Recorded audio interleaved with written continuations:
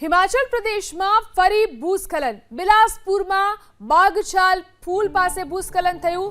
Melano road वाहन व्यवहार माटे बंद करायो। हिमाचल में आज पण भारे वरसादनी आगाही छे। तो हिमाचल प्रदेश में भूस्खलननी घटनाओं जे बनी रही है, फरी एकवार भयंकर भूस्खलन अहीं जोवा मळ्युं छे। बिलासपुर में बागछाल पुल परना दृश्यो छे के ज्यां भूस्खलन थयुं। मेलानो रोड वाहन व्यवहार माटे बंद करी देवामां आव्यो छे। आज पण हिमाचल में भारे वरसादनी आगाही करवामां आवी छे।